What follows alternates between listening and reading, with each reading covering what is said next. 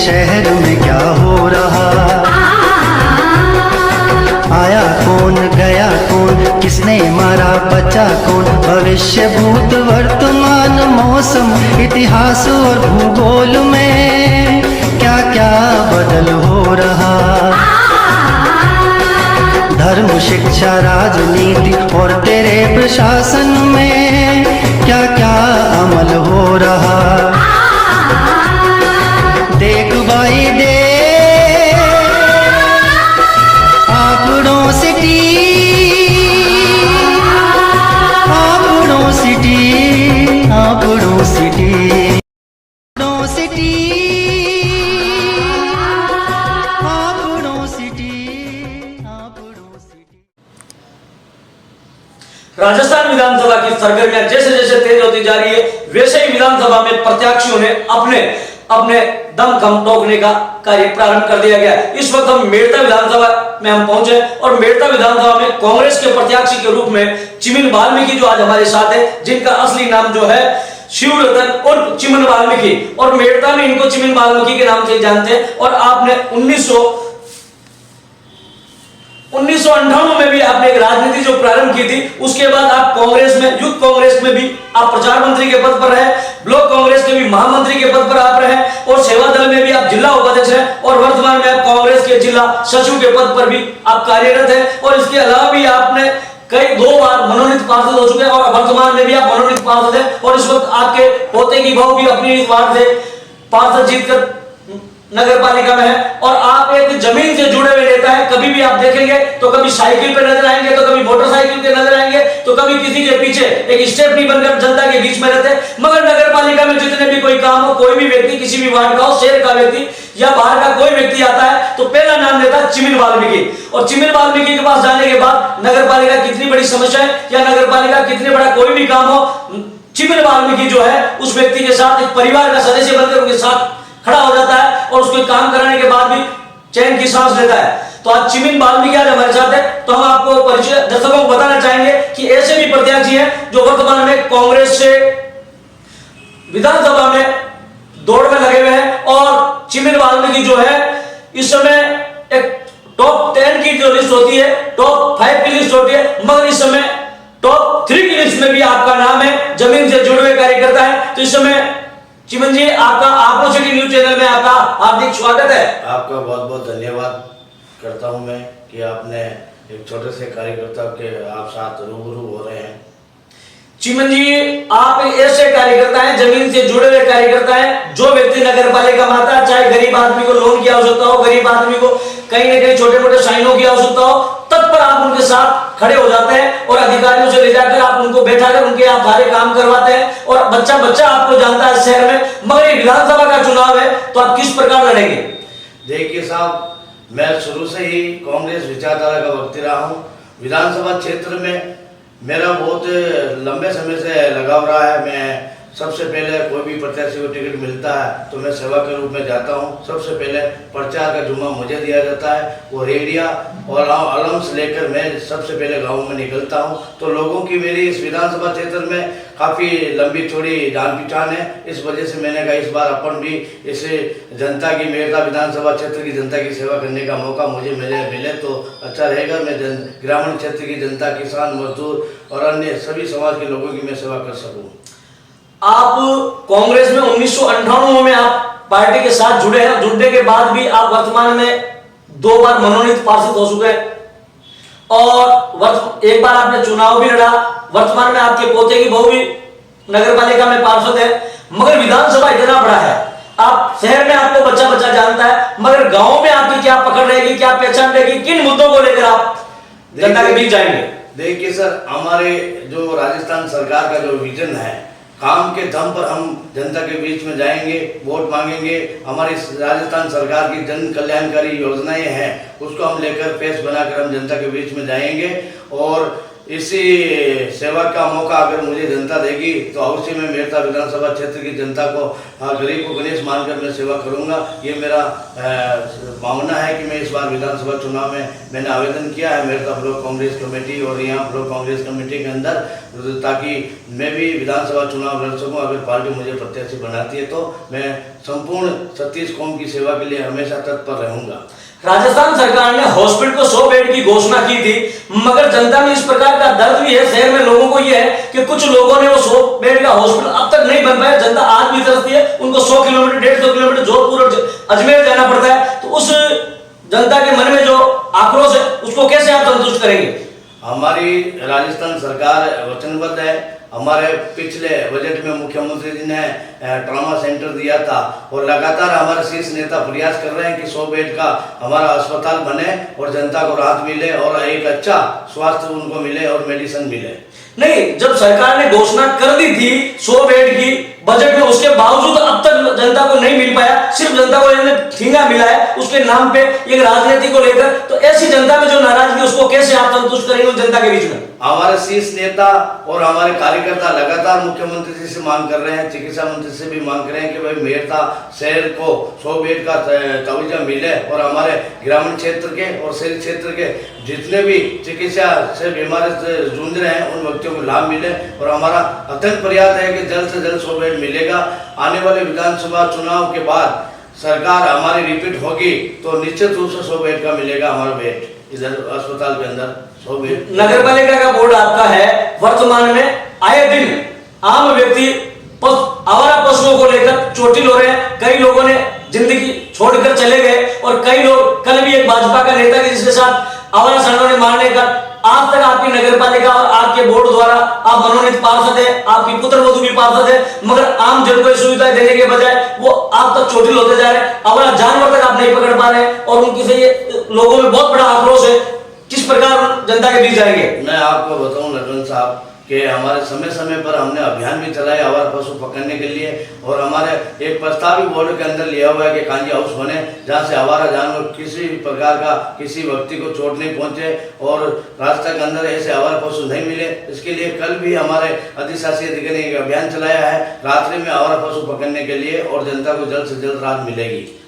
अनेकों बार इस प्रकार के अभियान मिले, मगर ढाके 3 बार धरातल पे कुछ आवारा बंदरों को, आवारा श्वान कुत्तों को लेकर और आवारा जानवरों को लेकर आए दिन घटनाएं होती रहती है और नगर पालिका ने अब तक कुछ नहीं। क्योंकि ये सवाल आप इसलिए क्या विधानसभा के प्रत्याशी के रूप में है और दूसरी बात कांग्रेस जिला कमेटी के सचिव होने के नाते मेरा दायित्व बनता है कि जनता के बीच आपकी सारी बात रखे। तो ये नगर पालिका इस प्रकार की लापरवाही जो एक कांग्रेस का बोर्ड है और जनता में आक्रोश है और आप जनता के चाहते लोगों में से आप आते हैं तो आप जनता के बीच में जाएंगे तो जनता को उस गुस्सों का किस प्रकार सामना करेंगे, जनता को क्या जवाब देंगे?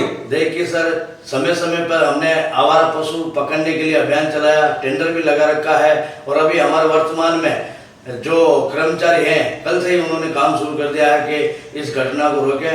मीराबाई की धरती होने के नाते यहाँ रामदेव मेला चल रहा है कि यहाँ पर कोई भी हमारे श्रद्धालु दुख नहीं पाए, इसलिए हमने अभियान कल से ही चला दिया गया है और जल्द से जल्द उन पर काबू पा लिया जाएगा और पशुओं पर। आप मेरठा के 2 बार मनोनीत पार्षद रहने के साथ वर्तमान में मनोनीत पार्षद है और आपकी पुत्र वधू भी पार्षद है और आप वाल्मीकि समाज से आते हैं जहाँ शहर में लोग अपने घरों की गंदगी साफ करते हैं, मगर आप वो राजा जी हैं जो पूरे शहर के लिए पूरे प्रजा की गंदगी साफ करने वाले। मगर 4 भुजा मेरठा में जहां जहां जिस रोड पे आप जाओगे जहां जहां कचरे के ढेर मिलेंगे, जहां जहां गंदगी के नाम से रोडों की स्थिति बहुत अभी दयनीय स्थिति है और हर व्यक्ति जो जाता है बुजुर्ग व्यक्तियों को 4 भुजा के दर्शन करने भी अभी दुर्लभ हो रखे हैं, क्योंकि कहीं भी जाए आवारा सांडों का और टूटी रोडों के कारण वो 4 भुजा के दर्शन नहीं कर पाते। और आप जनता के बीच वोट मांगने जाएंगे तो जनता को क्या कहेंगे, किस आधार पर जाएंगे शहर में? आपको बता दें कि पीएचडी द्वारा सड़कें तोड़ी गई और हमारे चेयरमैन और हमारे बोर्ड ने ये संकल्प लिया था कि जल्द से जल्द पीजल से जो लाइन है जल्द से जल्द इस क्षेत्र में भिजाई। मेरठा शहर के एक भी वार्ड बाकी नहीं रहे। अब काम शायद पीएचडी का 90% पूरा हो चुका है और जल्द से जल्द आपने देखा होगा अभी शहर के अंदर 18 सड़कों का निर्माण कार्य चल रहा है, प्याऊ सड़कें चल रही है, काम प्रगति पर है, अंतिम चरण में। आपको पता ही है कि प्याऊ सड़कें मेरा महोत्सव से पहले हमने मुख्य मार्ग की जितनी भी सड़कें उनको हमने तैयार कराया, किसी भी व्यक्ति को किसी भी धार्मिक स्थान पे जाने वाले व्यक्ति को तकलीफ नहीं हो, इसलिए हमने जल्द से जल्द प्याऊ सड़क का निर्माण आपके बीच में आपके आंखों सामने चल रहा है और जल्द से जल्द संपूर्ण हो जाएगा। रही बात सफाई की, मैं आपको बता दूं कल ही 2 दिन पहले 4 दिन पहले हमने एक टीम गठित की। रात्रि में मेरठा शहर के अंदर सफाई चल रही है कि मीरा नगरी के अंदर बाहर से आने वाले श्रद्धालु को ऐसा नहीं लगे कि ये शहर साफ सुथरा नहीं है। हमारे कर्मचारियों की एक टीम बनाई है, हमने रात को घूमकर मुख्य मार्गों पर जहाँ श्रद्धालु ठहरते हैं, आना जाना रहता है, मीराबाई के दर्शन करते हैं, चार बजे के दर्शन करते हैं, और तो तमाम रोडों पर हमने रात्रि में सफाई का जुम्मा हमारे कर्मचारियों को दे दिया है। हमारे जमींदार और ऐसा ही रात्रि को काम कराते हैं। चिमन जी, आप युवा भी हैं, तेज तरार भी हैं और कांग्रेस पार्टी के वफादार हैं, और वफादारी को देखते हुए पार्टी ने 2 बार आपको मनोनीत किया। अब इस समय जो बड़ी बात है, जो विधानसभा चुनाव जो अपने नजदीक आ रहे हैं और विधानसभा में आप प्रत्याशी हैं और टॉप 3 में आपका नाम चल रहा है, तो चुनाव आपको टिकट मिलता है, आप जनता के बीच किन वादों को लेकर जनता के बीच जाएंगे? मेरठा विधानसभा में सर्वप्रथम आप क्या काम कराएंगे जो अभी वर्तमान में आम जनता उनसे परेशान है? देखिए साहब, किसानों की समस्या हो, चाहे मजदूर की हो, चाहे तमाम 36 कौम के लोगों की समस्या, उसको हम निवारण सेवा करने का मौका मिलेगा मुझे तो जरूर हम करेंगे। और मैं आपको बता दूं कि राजस्थान सरकार ने पिछले 4.5 सालों के अंदर जितना काम किया, हिंदुस्तान की पहली ऐसी सरकार है जहाँ चिकित्सा का मामला हो, चाहे बीमा का मामला हो, चाहे स्मार्टफोन देने का मामला हो, चाहे अन्नपूर्ण किट देने का मामला हो, ये राजस्थान की पहली ऐसी सरकार है हिंदुस्तान के अंदर जो आम नागरिक अंतिम छोर पे बैठा ढाणी के अंदर व्यक्ति का सोच रखने वाली सरकार है। हम विकास के मुद्दों को लेकर जनता के बीच में जाएंगे और हमारी सरकार रिपीट होने वाली है साहब। आपको बता दें, हमारे इतने जन कल्याणकारी योजनाएं जनता के बीच में नित्य रोज हमारे मुख्यमंत्री नई घोषणा कर रहे हैं और जनता के बीच में उन्होंने लागू भी किया, आपके सामने धरातल पर है। अभी आपने कहा कि हमारी सरकार विकास की दृष्टि से सबसे आगे और पहली सरकार, जो आज तक ऐसी कोई सरकार, वर्तमान सरकार ने बजट में घोषणा की थी 100 बेड का हॉस्पिटल। अब तक इस मीरा की नगरी में जहां 100 किलोमीटर तक या तो जोधपुर या जोधपुर अजमेर जाना पड़ता है, मगर अब तक वो 100 बेड का हॉस्पिटल नहीं हो पाया। इसके पीछे क्या कारण है, क्यों नहीं हो पाया, इसके पीछे कारण क्या, थोड़ा सा हमें बताएंगे? क्या कारण कुछ भी नहीं है साहब, कुछ कानूनी अड़चनें भी आ जाती है, कुछ हो जाती है। हमारी लगातार मांग है, हमारे शीर्ष नेता करते रहे हैं, हम भी कर रहे हैं, छोटे कार्यकर्ता भी। हमारे शहर के अंदर पूरे ग्रामीण क्षेत्र के लोग मेरठा के अंदर 100 बेड का हॉस्पिटल मिले, अच्छी से अच्छी चिकित्सा सुविधा मिले उन लोगों को, जयपुर और जोधपुर अजमेर बीकानेर जाने की आवश्यकता नहीं हो। इसलिए हमारा लगातार प्रयास है, सरकार से मांग रही है और हम लगातार मांग करते रहेंगे कि मेरठा शहर के अंदर हमारा 100 बेड का जल्द से जल्द ये अस्पताल बने। आम जन शहर वासियों की है कि सिटी डिस्पेंसरी चालू होनी चाहिए, वहां डॉक्टर लगने चाहिए, शहर के छोटे मोटे कामों के लिए 2 किलोमीटर दूर नहीं जाना हो। मगर आम व्यक्ति को 100 रुपए किराया खर्च कर हॉस्पिटल जाने से पहले प्राइवेट हॉस्पिटल जाकर 100 रुपए की पर्ची कटाकर वो इलाज कराना उचित समझता है। तो सरकार क्या प्राइवेट हॉस्पिटलों को पनपाना चाहती है या आम जन को सुविधा क्यों नहीं देना चाहती? क्यों शहर के बीच में जो सिटी डिस्पेंसरी है, अब तक आपकी सरकार रही है, विकास की सरकार रही है, सबसे ज्यादा विकास किया, मगर मेरठा की जनता आज भी उसके लिए तरस रही है, ऐसा क्यों, क्या कारण है? देखिए सर, आपकी ये बात वाजिब है। हम लोग समय समय पे चिकित्सा मंत्री को, हमारे मुख्यमंत्री जी को अवगत कराए हैं, कई बार खुली भी आपको पता है, लेकिन क्या कारण रहा होगा। लेकिन फिर भी हमारी मांग है कि मीरा नगरी मेरठा शहर के लोग 1 किलोमीटर 2 किलोमीटर चिकित्सा के लिए नहीं जाए। हम प्रयास करेंगे और हमारा प्रयास जारी है, जल्द से जल्द सिटी डिस्पेंसरी। मतलब इस बात को आप मानते हैं कि आपने प्रयास किया, मगर आपकी सरकार के नुमाइंदों ने, आपके सरकार के मंत्री ने, आपके सरकार के मुख्यमंत्री ने इस प्रकार की कोई भी आपकी सूचनाओं पे, आपकी मांग पर ध्यान नहीं दिया और आज भी वो जनता परेशान है, इस बात को आप मानते हैं? नहीं, जब भी हमारे चिकित्सा मंत्री से मिलते हैं तो आदेश होता है, आप देखा हो कितनी बार खुली, आपको पता है ना। लॉलीपॉप की तरह जब आदेश हुआ 4 दिन के बाद वापस चला गया, तो आपकी वही है कि आप जाते हैं तब तो आपको गुलाब का फूल दे दिया जाता है और जाने के बाद वो गुलाब की फूल की पकड़ियां टूट कर नीचे गिर जाती है, सुगंध आना बंद हो जाती है और आम जनता वैसे की वैसे परेशान। ऐसा क्यों?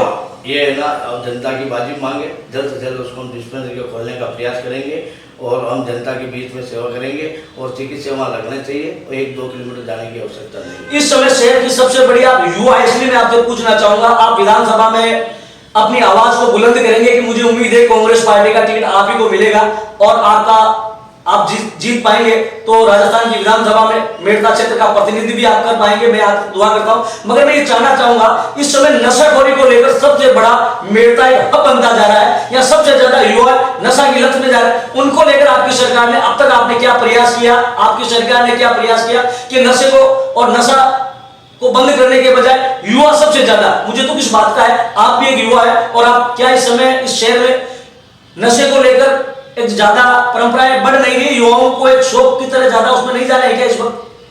देखिए, युवाओं को मेरा ये निवेदन है कि आप नशे से दूर रहें, नशाखोरी आप मत करिए, ये समाज के लिए अच्छा नहीं, आपके जीवन में अच्छा नहीं। आप इस नशे की आदत में के अंदर पड़ जाओगे तो आपकी शिक्षा, आपके परिवार बर्बाद हो जाएंगे। मैं नशाखोरियों से और सामाजिक संस्थाओं से और सरकार से समय समय सरकार तो अभियान चलाती है, लेकिन एक जागरूक नागरिक होने के नाते सभी नागरिकों से मैं अपील करता हूं कि आप सामाजिक संस्थाओं से भी अपील करना चाहूँगा कि नशाखोरी का अभियान अपन चलाएं, शहर के अंदर हो चाहे ग्रामीण क्षेत्र में, उनको रोकने का हम प्रयास करेंगे, समझाने का प्रयास करेंगे। ये हमारा लक्ष्य है, ये हमारी एक जिम्मेवारी नागरिक होने के नाते। तो मैं लोगों से ये अपील करूँ कि परिवार के व्यक्ति को, बच्चों को नशे में नहीं डालें। चीमन जी, आप जनता को क्या संदेश देना चाहेंगे कि आप विधानसभा का आपको टिकट मिलता है और विधानसभा में पहुंचते हैं और विधायक बनते हैं और राजस्थान की विधानसभा में सबसे पहले और सबसे बाद इनके बीच में किन किन मुद्दों को लेकर आप जनता के बीच में जाएंगे और जीतने के बाद पेराइटी से किन किन कामों को आप करेंगे? देखिए साहब, मैंने पहले भी बताया कि हमारे राजस्थान के लोकप्रिय मुख्यमंत्री ने सबसे ज्यादा जो विकास विजन दिया है राजस्थान का, तो हम उन विकास कार्यों को लेकर हम जनता के बीच में जाएंगे। आपको पता है कि सरकार ने जन कल्याणकारी योजनाएं बहुत शानदार चल रही है इस राजस्थान के अंदर, कि हिंदुस्तान का ये पहला स्टेट है जहाँ इतनी बड़ी घोषणाएं की जो धरातल पे उतरी है, जमीन पे उतरी है और लोगों के सामने है। इस विजन को लेकर हम जनता के बीच में जाएंगे और विधानसभा चुनाव जीतेंगे। इस समय राजस्थान में मुख्यमंत्री को लेकर 2 नाम चल रहे हैं, तो आप किन को चाहते हैं राजस्थान का मुख्यमंत्री कौन हो? देखिए सर, ये हमारे आला कमान का मामला है, शीर्ष नेताओं का मामला है। मुख्यमंत्री हमारे कांग्रेस पार्टी के सभी विचारधारा के लोग बैठ के तय करते हैं, तो मुख्यमंत्री की बात तो आला कमान कर सकते हैं। इतनी बड़ी बात मैं नहीं बता सकता आपको, क्योंकि हाईकमान का मामला ये वो तय करते हैं। इस समय मेड़ता की मुख्य क्या क्या समस्या है? मेड़ता की पूरे विधानसभा क्षेत्र में सड़कों को, पानी है, चिकित्सा है, शिक्षा है, ये मूल समस्या। करीब करीब के कई क्षेत्रों में हम आगे बढ़े, जहाँ पिछड़े हैं वहाँ भी हम आगे बढ़ाने की कोशिश करेंगे। मेड़ता शहर में इस वक्त 10-10 दिन से पानी सप्लाई हो रहा है, आम जनता पानी के लिए तरस रही है, तो इन समस्याओं को लेकर आप किस प्रकार क्या कहना चाहेंगे? क्या आपको मैं बता दूं कि कई बार इन्हें पावर कट होने की वजह से पीएचडी का पानी रुक जाता है आगे से। इंदिरा गांधी नहर परियोजना का पानी पूरे शहर में जा रहा है और ग्रामीण क्षेत्र में भी जा रहा है, लेकिन पावर कट होने की वजह से कई बार लेट हो जाता है। इस वजह से इस समस्या को लेकर हमने बिजली विभाग के सभी अधिकारियों को हमने वार्ता की है। उन्होंने कहा भाई ऐसी समस्या नहीं आएगी भविष्य में और जल्द से जल्द पावर ठीक हो जाएगा। पावर कट होने की वजह से ये पानी की देरी होती है। मूलभूत सुविधा में सड़क, पानी और बिजली तीनों से भी वर्तमान में मेड़ता विधानसभा की जनता तरस रही है। बिना कटौती, बिना कुछ किए लाइटों की किस प्रकार कटौती हो रही है, आम जनता लाइट के लिए परेशान है। मेड़ता शहर में रोडों पे चलने के लिए आप स्थिति देख लीजिए, आम व्यक्ति और बुजुर्ग व्यक्तियों का तो घर से बाहर निकलना बंद हो गया है और वाहन चालक भी जाते हैं तो उनके वाहनों की जो हॉर्न से ज्यादा उनके पुर्जे बोलने लग जाते हैं और वो क्षतिग्रस्त होकर मिस्त्री के पास पहुंच जाता है। और सड़क की स्थिति आपको बता दी, पानी की स्थिति आपको बता दी और लाइट की स्थिति बता दी। ये तीनों के लिए आप जनता इस राज्य में तरस रही है, तो फिर कब और कैसी सुविधाएं उपलब्ध कराएंगे? आपको मैं बता दूं, मेरठा शहर की आपने बात की कि सड़कों का, आपको पता है कि अभी जस्ट 1 महीना पहले सारा कार्य शुरू काम हो गया, सड़क का पाइपलाइन का पूरे शहर में बिछ गई है, और जहाँ 10 सड़कें हैं उनको तैयार करने की पूरा हमारा टेंडर भी लगा चुके हैं और काम शीघ्र शुरू हो रहा है। और अभी तो प्याऊ सड़कों का काम चल रहा है, आपके सामने देखा होगा आपने, मीरा महोत्सव से पहले हमने मुख्य मार्गों को एकदम चकाचक कर दिया, आपने देखा ही होगा। कहाँ टूटी हुई सड़कें हैं आप बताइए मुझे। मेरठा कितने समय से ये सड़कें मेरठा शहर की टूटी हुई थी और चंद लाइन में, और जहां जहां जैसे जैसे चुनाव नजदीक आ रहे हैं वैसी वो स्थिति है। आप राम मंदिर से लेकर आप चारों तरफ रोड को उठा के देखें, कपड़ा मार्केट से व्यापारियों ने कई बार ज्ञापन देने के बाद उनकी समस्याओं को तरस रहे थे और उनके व्यापारियों के कपड़े खराब हो रहे थे, डस्ट के कारण उनकी दुकानों को भारी नुकसान हो रहा था, उन व्यापारियों ने ज्ञापन दिए। उसके अलावा आज भी राम मंदिर से लेकर आप कपड़ा मार्केट वाली इस रोड को उठाकर देखें क्या स्थिति है। जहां जहां स्थिति आप उनको सोचिए आप, और कितने लंबे समय से सड़क टूटने के बाद कब तक तैयार होनी चाहिए, उसकी क्या टाइम अवधि होनी चाहिए और क्या उसकी क्वालिटी होनी चाहिए, उन सारी चीजों को ध्यान में रखते आप बताएं कि शहर में कितने समय से जनता परेशान है और अब भी स्थिति क्या है, हम चाहेंगे कब और आने वाले भी किस क्या होगी। देखिए सर, सारे सड़कों का टेंडर हमने कर दिए है, कार्य आदेश जारी हो चुका है, जल्द से जल्द उन सड़कों पर भी काम शुरू हो जाएगा। मैं आपको बता दूं कि हम रात दिन प्रयत्न है, हमारे चेयरमैन और हमारे अधिकारी और हमारे नगर पालिका के पूरा बोर्ड जो है ना, हम चाहते हैं कि मेरठा में जल्द से जल्द सड़कें दोस्तों। और आपने देखा होगा जल्द से जल्द काम शुरू हो गया, आपने देखा जमीन पर चल रहा है काम। और पहले हमारी सड़कें पीएचडी वाले ने थोड़ा आज तक एक पैसा हमें दिया नहीं, नगर पालिका के अंदर सारी सड़कें हम रिपेयरिंग करा रहे हैं, जबकि पीएचडी वालों ने काम बीच में रोका, फिर हमने हमारे चेयरमैन साहब वापिस शुरू कराया। तो जल्द से जल्द सड़कों का काम शीघ्र शुरू हो जाएगा, इसमें किसी प्रकार की कोई दिक्कत नहीं है और आम जन को राहत मिलेगी। शिवरतन जी और चिमिल वाल्मीकि जी, आप जनता को क्या संदेश देना चाहेंगे कि मैं विधायक बनने के बाद इन बातों पर, इन कामों पर और इन चीजों पर खरा उतरूंगा और सबसे पहले मैं ये काम करूंगा, आप जनता को क्या संदेश देना चाहेंगे? मैं संदेश ये देना चाहता हूं कि हमारे किसान, मजदूर, गरीब व्यक्तियों की मैं सेवा करूं, उनकी जो भी समस्या हो विधानसभा में उठाऊं और विकास, मेरा मेरठा विधानसभा क्षेत्र का संपूर्ण विकास हो, इस विजन को लेकर मैं जनता के बीच में जाऊंगा। अगर मुझे पार्टी प्रत्याशी बनाती है तो विधानसभा की मैं 36 कौम के लोगों की सेवा करूंगा, यही मेरा सपना है। दर्शकों, हम आपको ये बताना चाहते हैं यह चिमिल वाल्मीकि जो जमीनी से जुड़े हुए कार्यकर्ता हैं और जो व्यक्ति आते हैं उनका संपूर्ण काम कराने में अपने परिवार की भूमिका निभाते हैं और इस वक्त कांग्रेस की टिकट की दौड़ में टॉप 3 में आपका नाम चल रहा है और आम जन के बीच जाकर हमेशा साइकिल से लेकर, रिक्शे से लेकर, पैदल आम व्यक्तियों तक हमेशा मौजूद रहते हैं और आम जन की सेवा करने में आपका पहला नाम हर समय अग्रणी रहता है। और आज हमने कांग्रेस के एक प्रत्याशी की दौड़ में थे, शिवरतन जी का परिचय करा और भी हम आगे मिलेंगे अगले प्रत्याशियों के साथ। आप लोग सिटी न्यूज चैनल से तेजाराम लाडनवा।